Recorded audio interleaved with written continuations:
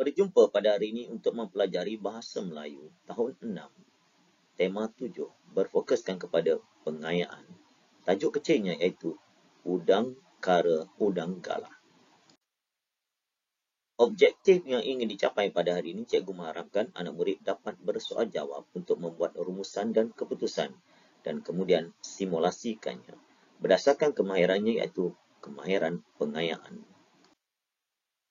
Untuk mengetahui lebih lanjut tentang tajuk ini, mari kita baca buku teks Bahasa Melayu tahun 6. Tajuknya Udang Kara Udang Galah. Dua orang rakan niaga membuat pilihan sama ada hendak menternak udang kara atau udang galah. Mereka bersoal jawab untuk membuat rumusan dan keputusan dan seterusnya mereka simulasikan. Mari kita lihat perbandingan berkaitan dengan udang kara dan udang galah. Yang pertama, dari segi kaedah perenternakan. Udang kara diternak satu di dalam kolam di tanah, yang kedua kolam simen dan yang ketiga kolam kanvas. Manakala udang galah pula diternak kolam di tanah, yang kedua kolam plastik dan yang ketiga tangki polietena. Manakala dari segi mutu air kolam pula, udang kara dia air tawar, suhunya antara 28 darjah hingga 34 darjah Celsius. Manakala dari segi kebersihan dan kitaran udara di dalam air perlu dijaga. Manakala mutu air kolam untuk udang galah pula, air tawar atau air payau, suhu antara 25 hingga 34 darjah Celsius. Kebersihan dan kitaran udara di dalam air perlu dijaga juga. Dari segi makanan pula, udang kara dia makan pellet. Yang kedua, kentang yang dipotong dadu. Dan yang ketiga, daun ketapang yang dibuang urat. Dan yang keempat, lobak putih dan lobak merah. Dan yang kelima, lebihan daun bayam dan kangkung kecuali akar. Dan yang keenam, makanannya itu anak ikan gapi. Manakala makanan untuk udang galah pula, yang pertama, makanan semula jadi yang terdapat di dalam kolam. Yang kedua, makanan tambahan. Apa yang dia boleh makan? Antaranya, makanan berumus yang diperoleh daripada pembekal.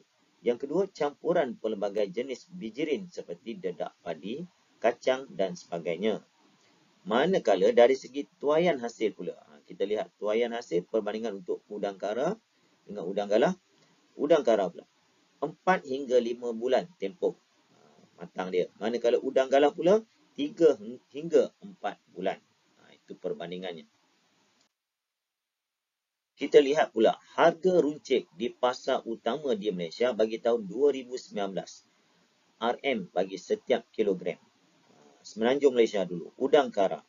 Harganya itu antara RM46 hingga RM150. Manakala udang galah pula harganya RM60 hingga RM81. Bagi Sabah dan Sarawak, udang kara harganya RM36 1 kilogram. Manakala udang galah pula harganya RM60 sekilogram. Kalau kita buat perbandingan, di semenanjung Malaysia harganya lebih mahal sedikit berbanding dengan Sabah dan Sarawak. Untuk latihan pada hari ini, anak murid dikenaki simulasikan perbualan dua orang rakan berkaitan dengan udang kara dan udang galah.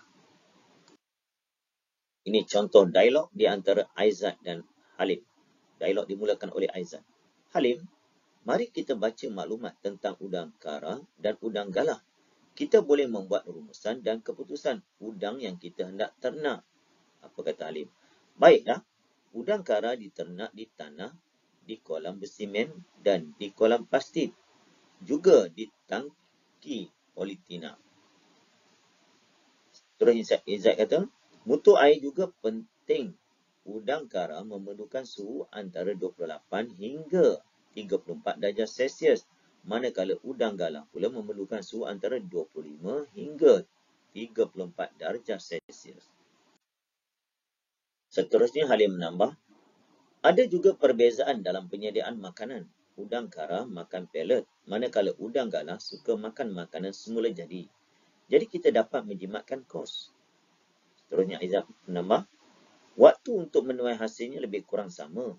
Oleh itu, rumusannya udang kara dan udang galah boleh diternak dengan mudahnya. Perbezaan dan keistimewaan kedua-dua jenis udang ini tidaklah jauh. Keputusannya, saya memilih udang galah kerana dapat menjimatkan kos membeli makanan. Itu kata Aizat.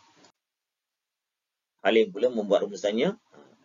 Rumusan saya untuk menternak udang ini ialah kita mestilah tahu akan kaedah penternakan, mutu air, makanan dan waktu sesuai untuk menuai hasilnya. Keputusan saya hendak menternak udang kara kerana mudah untuk mencari makanan. Udang ini makan pelet. Sebagai kesimpulannya, perbandingan di antara udang kara dan udang galah. Ada keistimewaan dan ada kekurangan. Dalam kita berniaga, kita pasti nak mencari untung. Jadi kita kena jimatkan kos. Jadi Halim dan Aizat telah memikirkan dan masing-masing telah membuat rumusan.